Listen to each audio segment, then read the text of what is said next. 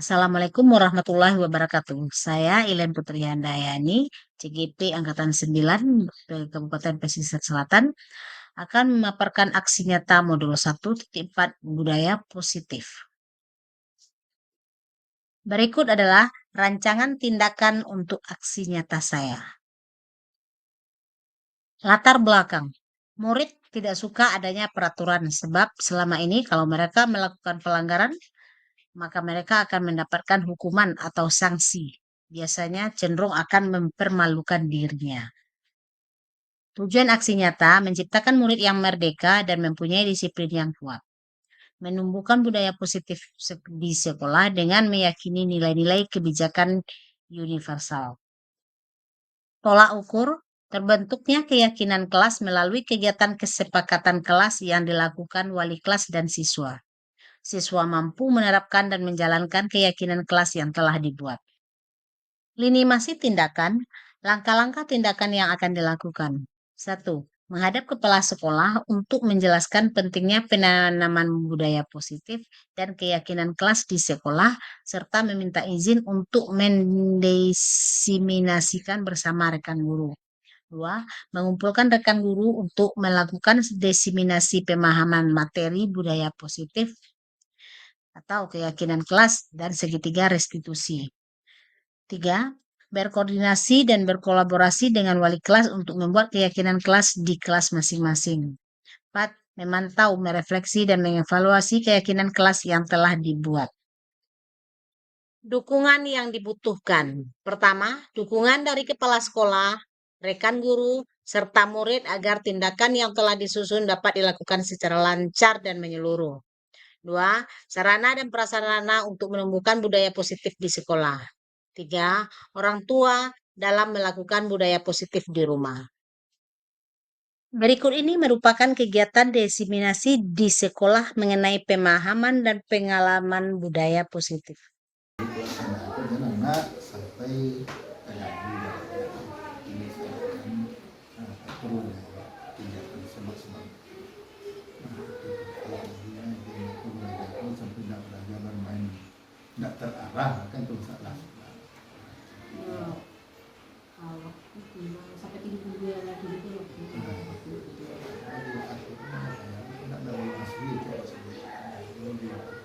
kalau rata biasa orang salah ya itu kebiasaan.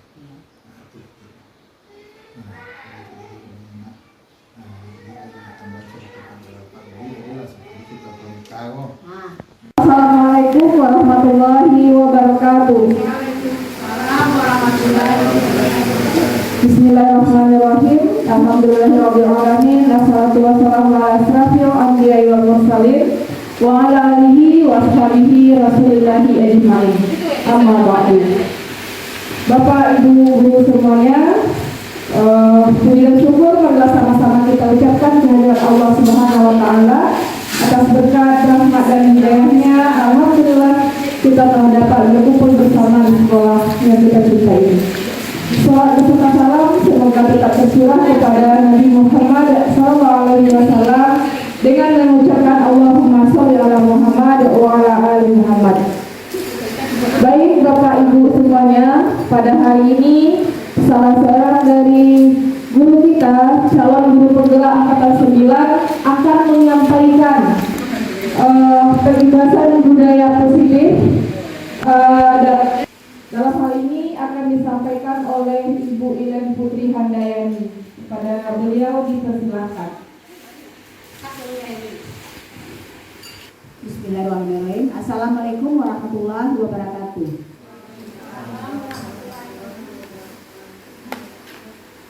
Puji syukur kita ucapkan kepada Allah atas berkarunia kita bisa berkumpul di ruangan ini untuk menyaksikan presentasi saya sebagai seorang calon dari guru penggerak angkatan 9 tentang aksi nyata modul 1.4. Selawat dan salam kita kirimkan buat Nabi besar Muhammad SAW karena berkat perjuangan beliau kita bisa menikmati kehidupan di dunia ini yang penuh dengan kenikmatan.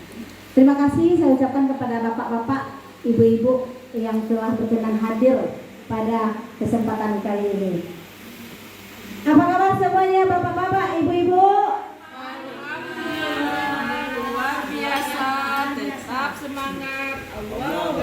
Iya, kita ulang ya. Apa kabar semuanya Bapak-bapak, Ibu-ibu?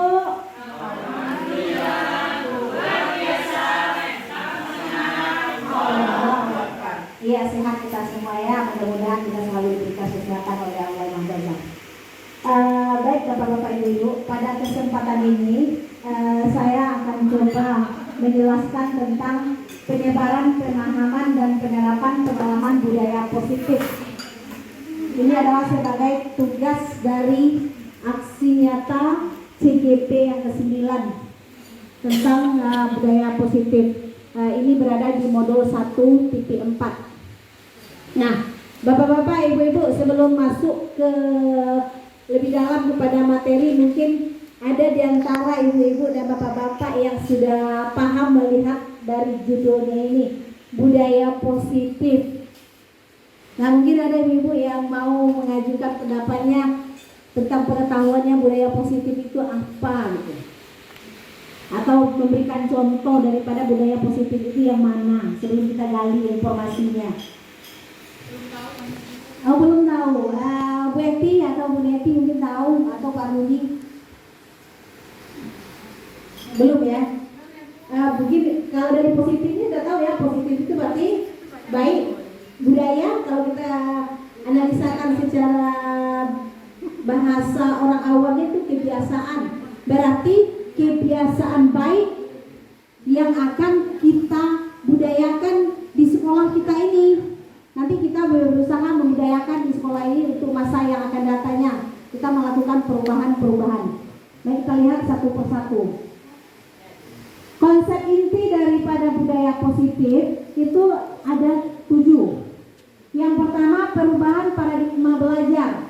Di sini kita merubah dulu paradigma kita tentang pembelajaran itu, tentang murid itu, bagaimana kita menghadapi murid kita sekarang ini kalau kita perhatikan dengan zaman yang sebelumnya. Kemudian disiplin positif, adanya kebutuhan dasar manusia. Berikut motivasi perilaku manusia, apa yang memotivasi perilaku manusia itu melakukan sesuatu. Kemudian posisi kontrol restitusi, keyakinan kelas, dan segitiga restitusi. Di 7 ini merupakan konsep inti daripada budaya positif. Kita lihat satu persatu. Sebelumnya kita lihat pembelajaran dengan paradigma baru. Pembelajaran dengan paradigma baru ini dirancang berdasarkan prinsip pembelajaran yang berdiferensiasi sehingga peserta didik belajar sesuai dengan kebutuhannya agar terwujud profil pelajar Pancasila. Nah, Bapak-bapak, Ibu-ibu, sekarang di Kulmer itu lebih booming dengan istilahnya profil pelajar Pancasila. Di mana profil pelajar Pancasila itu kita tahu ada 6. Profil pelajar Pancasila ada 6. Yang pertama, beriman dan bertakwa kepada Tuhan Yang Maha Esa dan berakhlak mulia. Yang kedua, berkebijakan global. Yang selanjutnya bergotong royong. Yang ini adalah kreatif, bernalar kritis, dan mandiri. Jadi profil pelajar Pancasila itu ada 6. Nanti kita mengharapkan para peserta didik kita mempunyai profil pelajar Pancasila yang kita harapkan. Kalau sudah anak didik kita, bapak-bapak, ibu-ibu mempunyai ini semua, menerapkan nilai ini, sekolah ini akan aman. Tidak perlu lagi adanya yang namanya tim ini, tim itu untuk mengurus perilaku mereka. Kemudian kita lihat disiplin positif. Disiplin positif, sesuatu yang dilakukan seseorang pada orang lain untuk mendapatkan kepatuhan. Kita cenderung menghubungkan kata disiplin dengan ketidaknyamanan.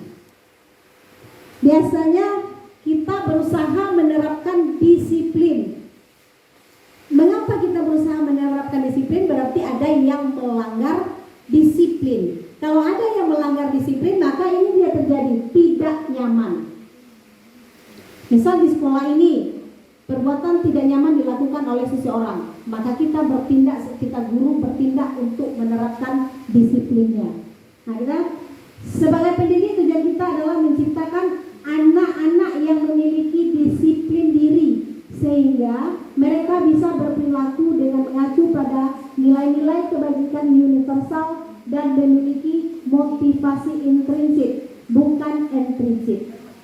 Jadi Bapak-bapak, Ibu-ibu, disiplin positif yang kita harapkan di sini adalah disiplin yang datang dari diri sendiri daripada peserta didik kita, bukan datangnya dipaksakan dari orang luar, tapi memang nilainya itu datang dari diri dia sendiri diterapkan. Nah, itu yang kita harapkan. Anak kita disiplin bukan lagi karena dipaksakan, bukan lagi karena dia merasa takut mungkin masih ada sanksi, tapi timbul dari dirinya. Menurut daripada Ki Hajar Dewantara, di mana ada kemerdekaan, disitulah ada disiplin yang kuat. Sesungguhnya disiplin itu bersifat self-discipline, yaitu kita sendiri yang mewajibkan kita dengan sekeras-kerasnya. Tetapi itu sama saja, sebab jikalau kita tidak cakap melakukan self-discipline, wajiblah penguasa lain mendisiplinkan diri kita. Dan peraturan demikian itulah harus ada di dalam suasana yang merdeka. Maksudnya gini Bapak-bapak, Ibu-ibu, apabila ada orang yang tidak mau melakukan disiplin, maka dia terpaksa atau harus didisiplinkan. Ambil contoh, anak kita yang sering terlambat, berarti dia tidak membudayakan budaya positif, tidak disiplin. Satu kali, dua kali kita proses masih memperlakukan hal yang sama, terpaksa dia kita panggil, kita bina, kita paksa dia untuk menerapkan disiplin tersebut. Nah, ini dia. Tujuannya apa? Kita paksa mereka supaya tidak ketularan kepada yang lainnya. Kita lanjut kemudian kebutuhan dasar manusia. Kebutuhan dasar manusia itu ada 5. Yang pertama, kebutuhan bertahap hidup atau istilah lainnya survival. Yang kedua, kebutuhan cinta dan kasih sayang atau penerimaan. Yang ketiga, kebutuhan penguasaan atau pengakuan. Yang keempat, kebutuhan kebebasan atau kebutuhan dan pilihan. Yang kelima, kebutuhan akan kesenangan. Nah, dari yang 5 ini kebutuhan dasar manusia, mungkin Bapak-bapak, Ibu-ibu semua sudah paham ya. Ini merupakan kebutuhan dasar kita sebagai manusia. Kebutuhan bertahan hidup, kebutuhan cinta dan kasih sayang, kebutuhan penguasaan, kebutuhan kebebasan, kebutuhan akan kesenangan. Ada di sini Bapak-bapak, Ibu-ibu yang mau ditanyakan? Pas ya? Nah, siapa di antara kita yang tidak butuh cinta dan kasih sayang? Mustahil ya. Nah, kita lanjut. Motivasi perilaku manusia. Apa yang memotivasi manusia itu melakukan sesuatu? Apa yang memotivasi kita untuk berbuat sesuatu? Baik itu perbuatan negatif maupun perbuatan positif, pasti ada motivasinya. Nah, school discipline ada 3 alasan motivasi perilaku manusia. Yang pertama, untuk menghindari ketidaknyamanan atau hukuman. Yang kedua, untuk mendapatkan imbalan atau penghargaan dari orang lain. Yang ketiga, untuk menjadi orang yang mereka inginkan dan menghargai diri sendiri dengan nilai-nilai yang mereka percaya. Jadi di sini ada 3 motivasi perilaku manusia. Ini menghindari ketidaknyamanan dan untuk menghindari ketidaknyamanan atau hukuman. Misalnya kita ada suatu kegiatan, apabila tidak datang kita diberikan sanksi atau hukuman. Untuk menghindari itu maka kita termotivasi untuk melakukan perbuatan positif. Ya, paham Bapak Ibu ya? Ya, paham. Kita lanjut. Dari ketiga motivasi perilaku manusia dalam mewujudkan disiplin positif, yang harus ditanamkan dalam murid-murid adalah motivasi yang nomor 3. Kenapa? Karena dengan memiliki motivasi tersebut, mereka telah memiliki motivasi motivasi yang tidak akan terpengaruh pada adanya hukuman atau hadiah. Mereka akan tetap berperilaku baik dan berlandaskan nilai-nilai kebajikan karena mereka ingin menjadi orang yang menjunjung tinggi nilai-nilai yang mereka hargai. Jadi bukan karena imbalan, bukan karena hukuman maka dia berbuat positif. Ada juga terkadang orang melakukan perbuatan positif itu karena ingin mendapat pujian, ingin mendapat imbalan, berarti itu termasuk salah satu yang kurang bagus ya. Nah lanjut. Ini adalah tentang posisi kontrol restitusi. Dosen telah berkesimpulan bahwa terdapat 5 posisi kontrol yang dapat diterapkan seorang guru, yaitu penghukum, pembuat rasa bersalah, menjadi seorang teman, pemantau, dan yang terakhir manajer. Mari kita lihat masing-masing penjelasan dari 5 posisi kontrol ini. Nah ini ya penjelasan daripada satu persatu tadi, itu adalah pengantarnya sedikit, baru kita masuk satu persatunya. Penghukum. Seorang penghukum bisa menggunakan hukuman fisik maupun verbal.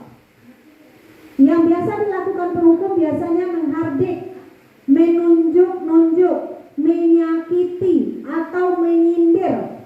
Dampak pada murid dari seorang penghukum adalah perilaku kontrol negatif, seperti murid mengulangi kesalahan berulang kali, lalu perilaku menjadi agresif.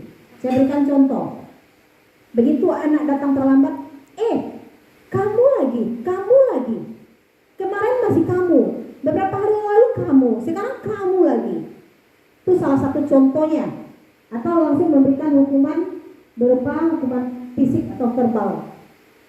Ya, bapak-bapak, ibu-ibu, mungkin di antara kita sampai hari ini masih ada yang menerapkan yang nomor 1 pada peserta didik kita. Penghukum ya. Nah, penghukum di sini kita ambil contoh. Kita masuk dalam kelas 7.15. Anak kita datang 7.20. Berarti dia sudah terlambat 15 menit. Maka di sini nanti gurunya bertindak sebagai penghukum. Apabila dia sebagai penghukum ini tidak lagi menanyakan penyebab mengapa siswa tersebut bersalah. Seharusnya kita panggil dia, kita tanyakan mengapa dia terlambat. Jangan langsung memberikan hukuman. Di sini akan berbekas kepada anak kita nanti, bapak-bapak, ibu-ibu. Apalagi kalau dia melakukan kesalahan tersebut mempunyai alasan yang tahu. Misalnya kemarin ada di antara siswa kita yang terlambat. Kebetulan dia belajar sama saya. Saya tanya, kenapa kamu terlambat nak? Ternyata alasannya apa? Ibunya habis melahirkan, anaknya umur 2 bulan, ibunya ini sakit. Jadi dia diminta untuk membantu merawat adiknya yang berumur 2 bulan. Dia membuatkan susu untuk adiknya, dia mengganti popok adiknya di tengah malam. Jadi dia mengakui karena itu dia terlambat. Kira-kira alasan ini masuk akal atau tidak, Bapak Ibu? Masuk akal. Apakah pantas kita masih memberikan hukuman kepada anak yang sudah jujur seperti ini? Tidak. Jadi Bapak-bapak, Ibu-ibu, apabila ada anak kita melakukan kesalahan, tanya dulu, telusuri dulu apa penyebabnya. Janganlah saat begitu dia datang, oh kamu terlambat, langsung kamu ini. Itu tidak boleh, itu berdampak kepada psikis anak kita. Sama dengan kita sendiri, kita sudah berusaha untuk tampil lebih baik, kita berusaha tampil secepat mungkin, tapi karena ada penghalang yang sangat urgen sekali yang tidak bisa kita hindari, kita datang terlambat. Tahu-tahu sampai di sana kita masih diberikan hukuman, sakit kok. Kemudian kita lanjut yang kedua, pembuat merasa bersalah. Pada posisi ini biasanya guru akan bersuara lebih lembut. Yang biasa dilakukan pembuat merasa bersalah biasanya berceramah, menunjukkan kekecewaan mendalam. Dampak pada murid dari posisi pembuat merasa bersalah adalah murid akan merasa rendah diri, merasa gagal, dan tidak menghargai. Seperti yang contoh tadi, kamu gak kasihan pada ibu, kamu gini-gini sama ibu, coba lihat ibu udah capek gini-gini, ternyata kamu masih aja. Nah, kita masuk sini. Sebagai pembuat rasa bersalah. Nah, lihat. Sebagai pembuat rasa bersalah ini, terkadang bapak-bapak, ibu-ibu, kita juga sering menerapkan ya. Misal dengan begini, ada anak kita terlambat. Ya, Rudi, apa kamu tidak kasihan sama ibu, Rudi? Ibu nanti akan ditegur oleh ini, karena ibu piket hari ini. Ibu pikir pasti ibu akan dimarahi karena kamu terlambat lagi. Kasihan anak sama ibu. Nah, itu berarti kita memposisikan diri kita sebagai pembuat rasa bersalah. Jadi nanti dalam diri si anak, dalam jiwa si anak timbul perasaan, aduh, gara-gara saya ibu itu nanti kena marah sama pimpinan. Gara-gara saya ibu itu nanti diproses oleh tim-tim yang lainnya. Nah, ini juga tidak boleh. Nah, di sini posisinya kurang bagus. Nah, kita lanjutkan. Ini adalah posisi sebagai teman. Guru pada posisi sebagai teman tidak akan menyakiti murid, namun selalu berupaya mengontrol murid melalui pendekatan persuasi. Yang biasa dilakukan posisi sebagai teman adalah membuatkan alasan-alasan untuk murid-muridnya. Dampak pada murid adalah murid akan terganggu, tidak mandiri, dan tidak bisa memutuskan keputusan sendiri. Nah, ini dampak negatif kalau kita sebagai seorang teman. Apa segala sesuatu keputusannya kita mencari tahu, bagaimana ini bu, bantu saya bu, saya ada permasalahan ini bu, tolong pilihkan bu. Dia tidak bisa mandiri kalau ini ya. Kemudian posisi sebagai teman. Nah, ini teman, kita ajak anak kita sebagai teman. Tapi ingat ya bapak-bapak, ibu-ibu, kita boleh menjadikan anak kita sebagai teman, tapi dalam batas-batas yang kewajaran. Beda lagi dengan manajer. Kalau manajer baru posisi yang bagus, posisi yang kita harapkan. Di antara yang 5 ini, posisi yang paling bagus itu adalah posisi manajer. Anak kita datang terlambat, kita tanya dia bagus-bagus, kemudian kita tanya kenapa dia terlambat, dijelaskan kenapa dia terlambat, kemudian kita tanyakan, kamu melanggar keyakinan sekolah kita atau tidak? Nanti dia sadar sendiri. Setelah dia sadar, kita arahkan lagi. Nah, kita lanjut. Pemantau. Posisi pemantau. Guru pada posisi ini biasanya selalu mengawasi atau memantau muridnya yang berpatokan pada catatan atau kesepakatan yang sudah disetujui. Yang biasa dilakukan posisi sebagai pemantau yaitu memantau, menghitung, dan mengukur kedisiplinan murid. Dampak bagi murid dari posisi kontrol pemantau yaitu menitik beratkan pada dampak pada diri sendiri, mendapatkan hadiah atau endapan hukuman. Nah, kalau posisi pemantau ini kita selalu memberikan berupa misalnya catatan-catatan. Nah, kemudian ini, berapa banyak kesepakatan yang sudah berkelanggar? Coba lihat catatan ini, berapa kali kamu melakukan kesalahan? Jadi dia hanya dipatokannya catatan atau kesepakatan yang sudah setujui. Kemarin kamu sudah berjanji, sekarang ulang lagi. Dan berapa kali perjanjian kamu di sini? Sekarang ulang lagi. Itu contohnya ya.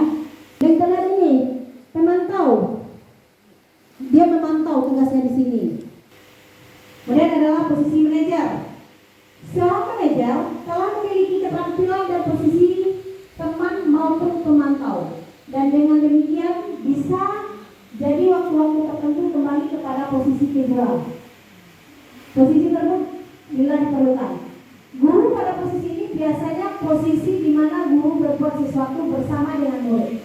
Mempersilahkan murid mempertanggungjawabkan perilakunya, mendukung murid agar dapat menemukan solusi atas permasalahannya sendiri.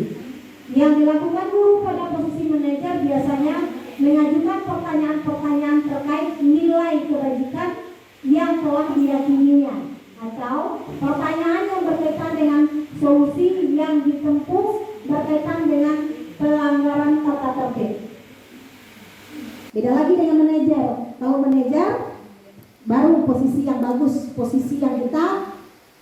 jelaskan. Di antara yang 5 ini, posisi yang paling bagus itu adalah posisi manajer. Anak kita datang terlambat, kita tanya dia bagus-bagus, kemudian kita tanya kenapa dia terlambat, dijelaskan kenapa dia terlambat, kemudian kita tanyakan, kamu melanggar keyakinan sekolah kita atau tidak? Nanti dia sadar sendiri. Setelah dia sadar, kita arahkan lagi, kita bimbing lagi keyakinan kelas kita yang mana yang kamu langgar sekarang ini. Nanti dia bisa berpikir sendiri. Ternyata saya melanggar kedisiplinan, Bu. Nah, kalau tahu melanggar, supaya ini tidak berulang lagi di masa yang akan datang, apa solusi yang akan kamu lakukan? Jadi permasalahan datang dari dia tahu kesalahannya, dia tahu yang mana aturan yang dilanggarnya, dia juga tahu apa solusinya.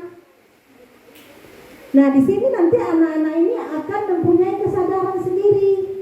Dia akan membuat pernyataan sendiri, iya Bu, saya berjanji besok saya tidak akan terlambat lagi. Atau ada di antara anak kita kan banyak permasalahan, kita cek satu-satu, kita sebagai manajernya, bukan kita mendikte, kita sebagai manajernya. Saya sudah menerapkan beberapa orang anak kita seperti itu. Saya terapkan, kenapa kamu terlambat? Ya Bu, saya tadi malam main HP, jadi saya kurang tidur, saya ketiduran. Tahu kamu apa yang kamu langgar? Tahu Bu, kedisiplinan Bu. Nah, untuk kalau kamu tidak melakukan ini lagi bagaimana besoknya? Saya tidak lagi bermain HP Bu, atau saya pasang alarm Bu. 3 alternatif dia pakai. Saya tidak lagi bermain HP, atau saya pasang alarm. Yang ketiga dia bilang, nanti saya pesan sama kedua orang tua saya agar saya dibangunkan pagi. Saya berjanji Bu untuk tidak terlambat lagi. Nah, jadi gurunya senang, siswa pun merasa senang. Dia tidak merasa tertekan. Setelah kita lihat adalah posisi kontrol restitusi. Dari kelima posisi kontrol di atas, apabila kita menginginkan murid-murid kita ke depannya menjadi manusia yang merdeka, mandiri dan bertanggung jawab, dan tumbuh memotivasi intrinsik dalam diri mereka, maka kita perlu menerapkan restitusi yang dapat mengarahkan dan menjadikan murid kita sebagai seorang manajer bagi dirinya sendiri. Di dalam posisi kontrol manajer, murid oleh guru diajak mengevaluasi diri, bagaimana menjadi diri yang lebih baik, menganalisis kebutuhan dirinya dan menganalisis kebutuhan orang lain. Di sini penekanan bukan pada kemampuan memberikan konsekuensi kepada murid, tetapi guru dapat berkolaborasi dengan murid bagaimana memperbaiki kesalahan yang ada. Nah, sini adalah sebagai posisi kontrol restitusi. Jadi kita mengarahkan posisi kontrol restitusi ini ada berbentuk segitiga. Dan relasi kepada keyakinan kelas. Setiap tindakan atau perilaku yang kita lakukan di dalam kelas dapat menentukan terciptanya sebuah lingkungan positif. Perilaku warga kelas tersebut menjadi sebuah kebiasaan yang akhirnya membentuk sebuah budaya positif. Dalam mewujudkan perilaku warga sekolah yang memiliki budaya positif, hal pertama yang perlu diciptakan dan disepakati adalah membuat keyakinan-keyakinan atau prinsip-prinsip dasar bersama di antara warga kelas untuk mendapatkan nilai-nilai kebajikan yang disepakati bersama.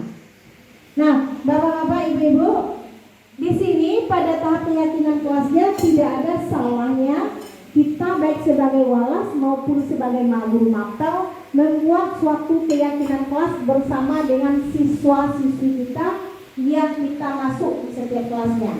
Misalnya Ibu Widiawati masuk di kelas PASEG 1. Nah, untuk kenyamanan belajar Ibu Widiawati dengan siswa di PASEG 1, buat dulu keyakinan kelasnya.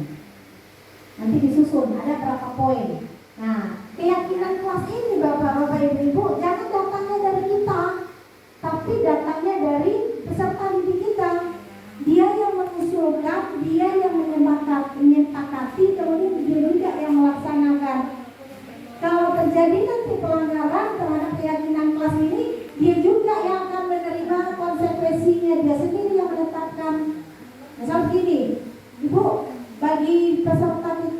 kelas ini yang melanggar keyakinan kelas kita, kalau kita berikan sanksi bagaimana Bu?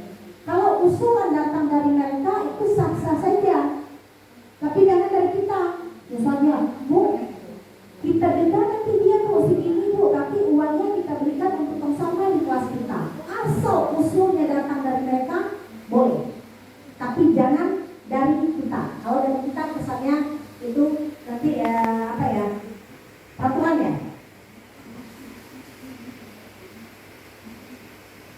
Mengapa keyakinan kelas? Mengapa tidak peraturan kelas saja? Jawabannya adalah suatu keyakinan akan lebih memotivasi seorang dari dalam atau memotivasi secara intrinsik. Seseorang akan lebih tergerak dan bersemangat untuk menjalankan keyakinannya daripada hanya sekedar mengikuti serangkaian peraturan yang mengatur mereka harus berlaku begini dan begitu, yang membuat ketidaknyamanan dan keterpaksaan. Nah, ini tadi Bapak-bapak Ibu. Jadi keyakinan kelas itu jangan datang dari kita, tapi dari mereka. Kalau datang dari kita nanti larinya kepada peraturan. Mereka merasa terpaksa.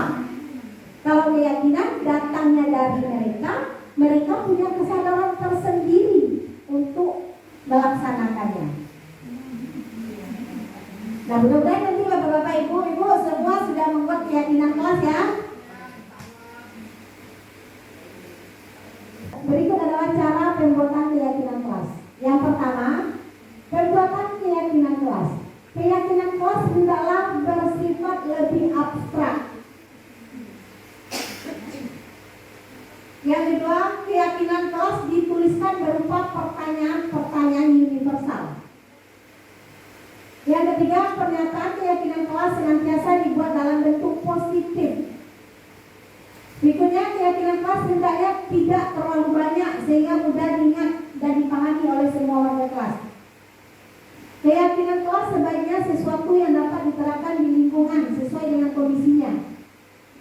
Semua warga kelas hendaknya ikut berkontribusi dalam pembuatan keyakinan kelas lewat kegiatan curah pendapat. Kemudian bersedia meninjau kembali keyakinan kelas dari waktu ke waktu. Jadi Bapak-bapak Ibu, kalau kita sudah buat keyakinan kelas dari awal, kita tinjau lagi cocok atau tidak. Kalau tidak, bisa kita perbaiki atau kita revisi. Nah, kita akan lihat juga perkembangan siswa kita dari hari ke hari. Oh, ini sudah bagus, sudah terlaksana semuanya. Mana lagi yang perlu kita benahi? Oh, ini bisa tidak? Kalau tidak, bagaimana? Kita perbarui atau kita lengkapi aja. Kemudian ketiga, restitusi. Restitusi memberikan kesempatan kepada murid untuk disiplin positif, memulihkan diri dari kesalahan sehingga memiliki tujuan yang jelas. Penekanannya pada cara mereka menghargai nilai-nilai kebaikan yang diyakini, bukan berperilaku untuk menyenangkan orang lain. Restitusi membantu murid untuk jujur pada dirinya sendiri dan mengevaluasi dampak dari kesalahan yang dilakukan. Restitusi memberikan penawaran, bukan paksaan. Sangat penting bagi guru menciptakan kondisi yang membuat murid bersedia menyelesaikan masalahnya dan berbuat lebih baik lagi. Guru dapat menggunakan kalimat seperti, semua orang pasti pernah berbuat salah. Bukan masalah menyebutkan dengan memperjelas kesalahannya. Nah, misalnya Bapak Ibu, ada anak kita yang bermasalah, dia berkelahi, ya kan? Kemudian dia melampiaskan emosinya sampai memukul. Nah, di sini kita tanya dia. Nanti kita buat suatu kita tidak menyalahkan mereka. Kita terima, wajar kita melakukan emosi. Setiap manusia pasti punya emosi. Cuman kita harus bisa mengontrol diri, mengendalikan supaya emosinya tidak terlalu berjauhan, tidak kejauhan. Kalau kejauhan nanti akibatnya fatal. Nah, nanti dia sadar sendiri, dia kok saya melakukan kesalahan begini. Berikan solusinya, suruh dia cari solusi. Kalau betul salah, apa solusinya? Nanti dia bisa menyelesaikan masalahnya sendiri. Pada bagian dasar segitiga merupakan langkah pertama restitusi, yaitu menampilkan identitas. Bagian ini bertujuan merubah orang yang merasa gagal karena berbuat salah menjadi orang sukses. Kita harus mampu meyakinkan mereka, misalnya dengan berkata, saya pernah melakukan hal yang sama denganmu. Ketika seseorang dalam kondisi emosional, maka orang tidak mampu berpikir rasional. Kondisi ini sangat tepat kita gunakan untuk menstabilkan identitas. Kita membantu menenangkan mereka dan mencari solusi untuk permasalahannya. Restitusi memberikan kesempatan kepada murid untuk disiplin positif, memulihkan diri dari kesalahan sehingga memiliki tujuan yang jelas. Penekanannya pada cara mereka menghargai nilai-nilai kebaikan yang diyakini, bukan berperilaku untuk menyenangkan orang lain. Restitusi membantu murid untuk jujur pada dirinya sendiri dan mengevaluasi dampak dari kesalahan yang dilakukan. Restitusi memberikan penawaran, bukan paksaan. Sangat penting bagi guru menciptakan kondisi yang membuat murid bersedia menyelesaikan masalahnya dan berbuat lebih baik lagi. Guru dapat menggunakan kalimat seperti, semua orang pasti pernah berbuat salah, bukan masalah menunjukkan dengan memperjelas kesalahannya.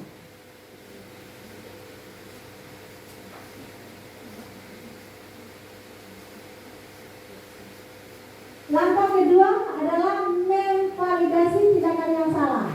Pada langkah kedua, kita terlebih dahulu memahami kebutuhan dasar yang mendasari tindakan murid kita. Menurut teori kontrol, semua tindakan pasti memiliki tujuan, entah baik ataupun buruk. Ketika kita menolak murid yang berbuat salah, maka mereka akan tetap dalam masalah.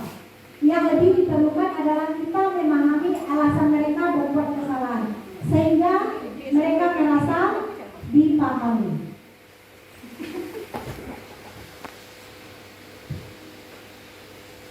Mungkin di antara bapak-bapak atau ibu-ibu ada yang mau ditanyakan, kita sekedar sharing aja. Kita anggap ini adalah sebagai tempat sharing, ya. Silakan bapak-bapak, ibu-ibu. Iya, silakan. Oke, terima kasih Bu Len atas paparannya. Di sini mungkin saya bertanya mengenai tadi ada Bu Len memaparkan masalah itu kesepakatan kelas, ya. Tadi katanya kita harus membuat kesepakatan kelas dengan siswa. Terus yang saya mau tanyakan di sini, kesepakatan kelas ini dibuat per kelas kah atau per mapel? Dan itunya kalau kesempatan kelas ini kan supaya diingat oleh siswa kan kita paparkan kita tempel di dinding supaya mudah diingat. Terus pertanyaan yang kedua, tadi ada kesempatan kelas itu ada unsur-unsur abstraknya gitu. Apa maksudnya? Itu aja. Terima kasih ya Ibu Yunis Prakasna, pertanyaannya yang sangat bagus sekali ya. Di sini Bapak-bapak, Ibu-ibu, kesepakatan kelas itu bukan dalam, misalnya dalam kelas itu bukan satu tapi boleh lebih. Misalnya gini, kita sebagai guru mapel, saya sebagai guru mapel masuk ke kelas sana. Saya lihat kesepakatan kelasnya yang sudah dibuat oleh guru yang sebelumnya. Kalau saya rasa ada yang kurang untuk pelajaran saya, ini seharusnya dimasukkan, ya bisa saya tambahkan lagi. Nah, atau saya buat lagi yang baru ini untuk kesepakatan kelas belajar dengan ibu ya, khusus belajar dengan ibu saja. Nanti dia ingat, oh berarti kalau sama ibu dulu ini. Nah itu boleh saja. Kesepakatan kelas PPKN, kesepakatan kelas guru ekonomi. Yang penting kesepakatan kelas itu semua itu kan mengacu pada hal yang positif. Lebih banyak, lebih bagus lagi. Sebenarnya memang bagus ditempel di dinding supaya semua warga kelas itu tahu. Mungkin ada di antara ibu-ibu yang lain yang bisa memberikan penjelasan atau menambahkan, karena di sini juga ada teman kami yang CGP.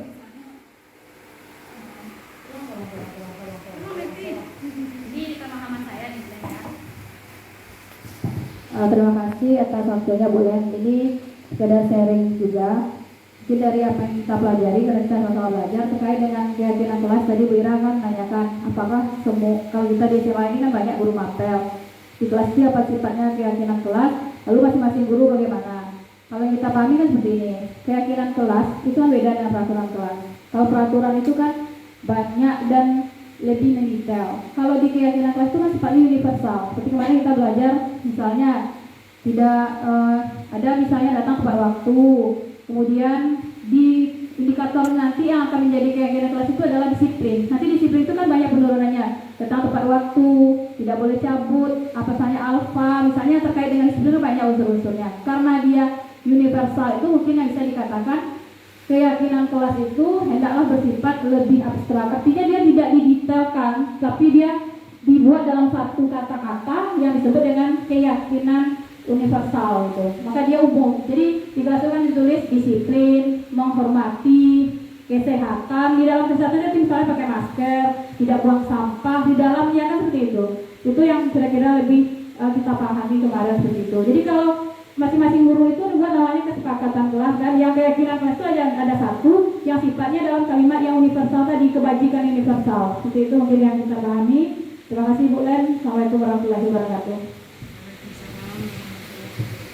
Ya, terima kasih atas tambahan penjelasannya daripada Bu Neri. Bagaimana Bapak-Bapak Ibu yang lain? Boleh Bu Ita. Warahmatullahi wabarakatuh. Terima kasih Bu Len atas waktunya. Ini menarik sekali, sangat menyenangkan untuk berbagi dengan teman-teman CGT ini. Ilmunya sangat bermanfaat sekali. Mungkin kita belum melaksanakan semuanya, tapi berkat dari berbagi yang Bu Len dan teman-teman laksanakan, agak terbuka pikiran kita. Oh, ternyata sama ini kita salah. Nah, yang jadi pertanyaan saya dari yang Bu Len paparkan ini sederhana saja. Tadi tuh masih nyambung dengan pertanyaan Bu Ira mungkin. Yang Bu Ira bertanya tentang keyakinan kelas. Saya ingin bertanya juga tentang keyakinan kelas ini, gitu, tambahannya. Gitu. Tadi mungkin jadi pertanyaan juga, yang kita tidak boleh melaksanakan hukuman, gitu kan ya? Jadi hukuman itu yang bentuk fisik dan yang lain-lain itu tidak ada. Jadi diharapkan guru itu bisa jadi manajer di dalam kelasnya mungkin untuk siswa-siswanya gitu. Selain untuk bisa mencarikan solusi lah dari masalah mereka, gitu, mungkin begitu ya. Nah, jadi pertanyaannya kalau misalnya seandainya siswanya bersepakat gitu, keyakinan kelasnya dibuat, boleh nggak mereka ketika salah dihukum? Jadi mereka sendiri yang mengukakan gitu. Kalau seandainya kami begini Bu, nanti dibeginikan gitu. Nah, kalau itu dijadikan kesepakatan kelas, bagaimana kira-kira gitu? Terus tadi ada yang bertanya tentang abstrak juga kan, yang keyakinan kelas bersifat abstrak. Mungkin tadi itu tambahan sedikit aja gitu. Saya pernah mendengar juga tentang abstrak dan tidak abstrak ini. Maksudnya keyakinan itu kan sifatnya abstrak. Ketika kita disuruh pakai masker, tujuannya adalah untuk sehat kan. Jadi kesehatan itu kan abstrak dari diri gitu datangnya, tidak nyata. Kalau aturan itu sifatnya nyata. Jadi keyakinan itu dari diri kita, makanya abstrak. Itu saja. Terima kasih. Assalamualaikum warahmatullahi wabarakatuh.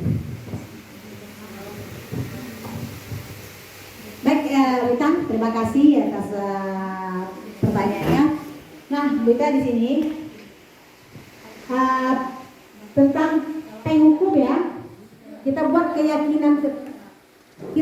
keyakinan kelas, kemudian dia masih melanggar, tapi nanti hukumannya datang dia sendiri yang meyakini bersama.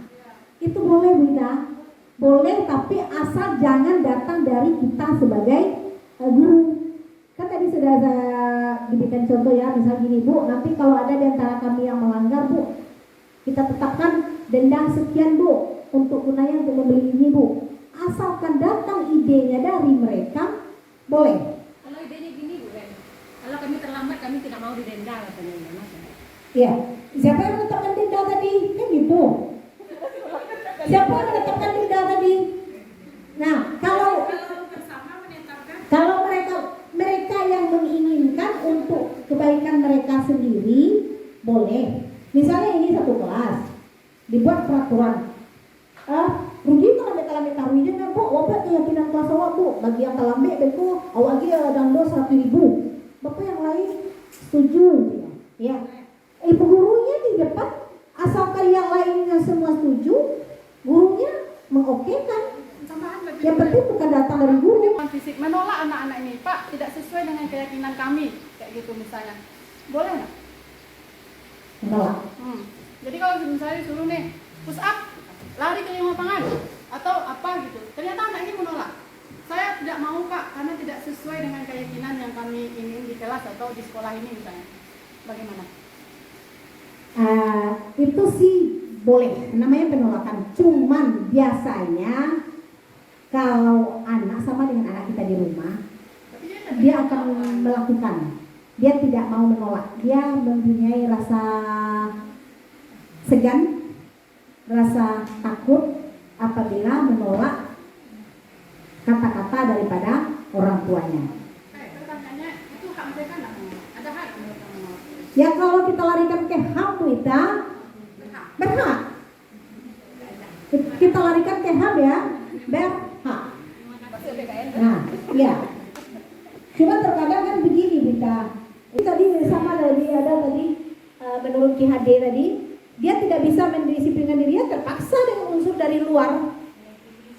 Unsur dari luar bagaimana lagi? Ya, diberikan berbagai macam sanksi. Dah. Terima kasih, Bu Len. Ya, demikian pemaparan saya tentang budaya positif. Terima kasih Bapak-bapak dan Ibu-ibu atas kesempatan dan perhatiannya. Lebih kurang saya mohon maaf. Wabillahi taufiq wal hidayah. Assalamualaikum warahmatullahi wabarakatuh.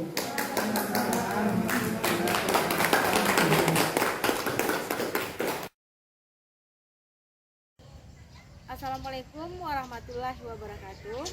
Saya Hera Suslawati. Baiklah, anak-anak sekalian, siang ini kita buat dulu kesepakatan untuk belajar kita. Jadi apa yang akan kita laksanakan pada bulannya, yang akan kita patuhi bersama. Nanti ini idenya datang dari anak semua, bukan dari ibu ya. Kalau ibu yang menentukan idenya harus begini, harus begini, harus begini, itu artinya peraturan. Sekarang ini keyakinan kelas apa nilai-nilai yang Anda yakini untuk bisa diterapkan untuk kebaikan kita bersama. Nanti setelah ditulis semua keyakinan kelasnya, baru kita tempelkan di sini, baru kita seleksi mana yang bisa digabungkan. Paham semua ya? Nanti tuliskan di sini, tuliskan di sini semua keyakinan kelasnya. Apa yang harus kita laksanakan, apa yang harus kita patuhi, apa yang kita lakukan. Jangan perlu kertasnya, jangan yang bilang yang tulis, nanti terbalik.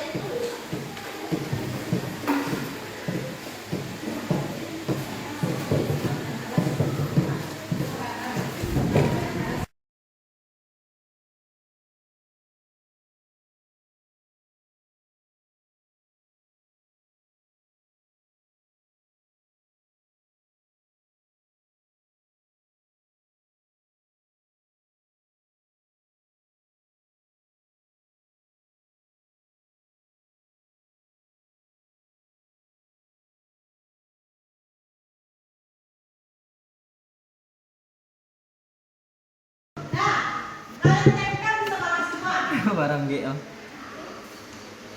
Karena kita tidak bawa kertas ya, kita bawa kertas. Kalau bisa dibagian. Bagian. Mana boleh? Betul boleh.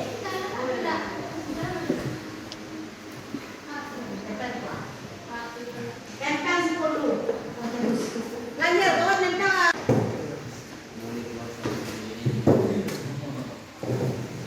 Wih lah. Melereng-melereng.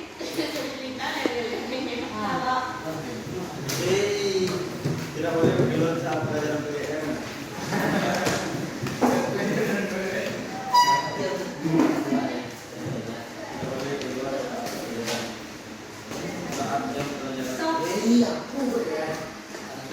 Bisa ke bawah, 8 menit bisa bawah.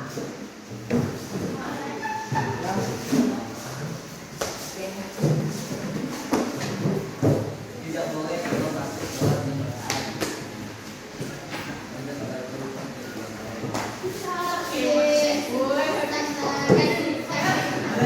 boleh main aktif.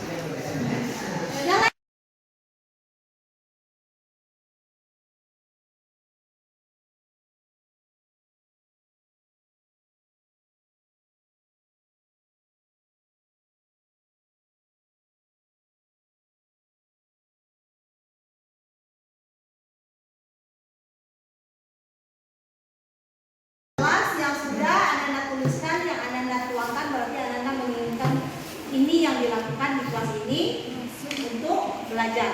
Nah, dari sekian banyak ini kita kumpulkan, pasti ada yang sama. Antara yang satu dan yang lain sama, berarti bisa kita gabungkan. Nah, sekarang kita lihat dulu yang pertama. Ada yang bisa membantu menuliskan? Apa? Yang pertama, bagi yang terlambat dikasih dispensasi 5 menit, lewat dari itu dibolehkan dikasih sanksi atau lapor ke tiket. Ini yang pertama. Nah, baca dulu. Tidak boleh main HP, tidak sama. Tidak boleh terlambat masuk kelas. Bisa sama, bisa masuk kategori yang tadi? Bisa?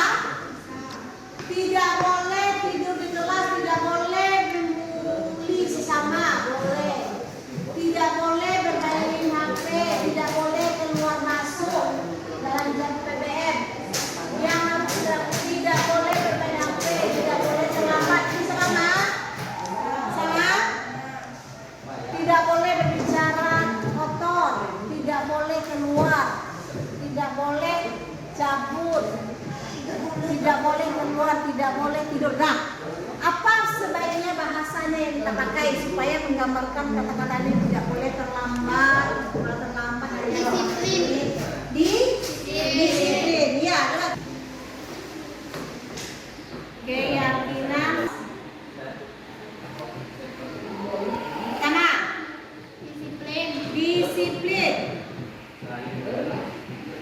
disiplin dalam apa? Berbicara harus sopan. Berarti apa bahasanya yang kita buat? Berbicara dengan sopan, ya. Berbicara dengan sopan.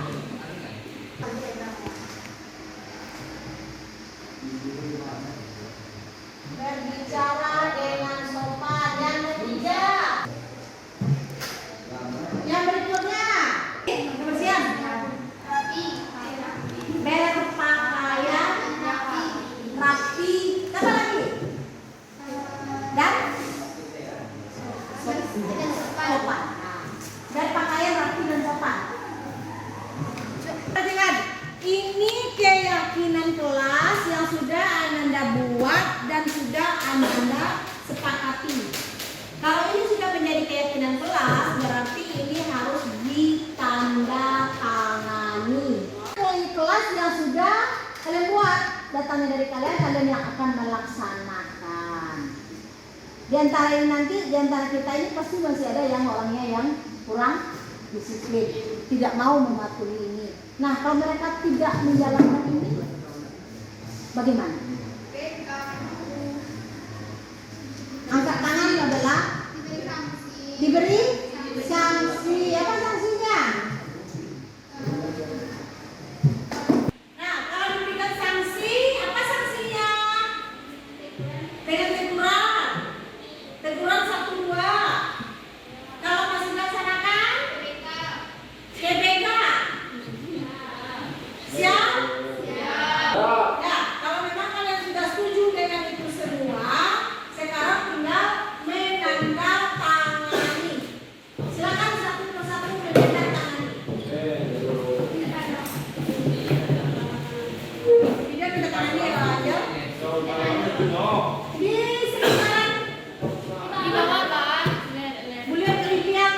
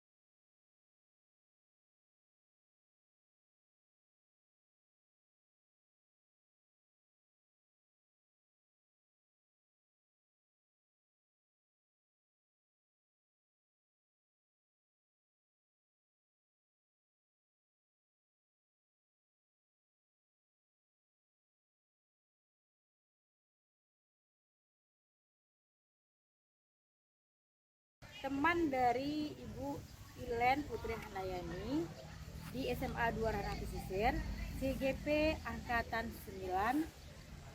Apa yang dipaparkan oleh Bu Ilen itu sangat bagus sekali diterapkan di sekolah ini, yaitu tentang budaya positif, apalagi tentang disiplin. Di SMA 2 Ranah Pesisir, anak-anaknya sudah disiplin, tetapi disiplin ini baru datang dari ekstrinsik, belum datang dari dalam dirinya sendiri. Apa yang dipaparkan oleh Bu Len, kita tahu di posisi mana kita berada. Apakah kita berada di posisi pemantau, apa yang hukum, apakah manajer, apakah kita berada di posisi teman bagi siswa. Mengenai disiplin ini, perlu sekali itu adalah penerapan itu dari diri kita sendiri dahulu, baru disiplin ini bisa terlaksana dengan baik. Apa yang dipaparkan oleh Bu Len Handayani, semoga bisa bermanfaat bagi kita semua. Baik, itu saja yang dapat saya sampaikan sebagai teman dari Bu Len. Assalamualaikum warahmatullahi wabarakatuh.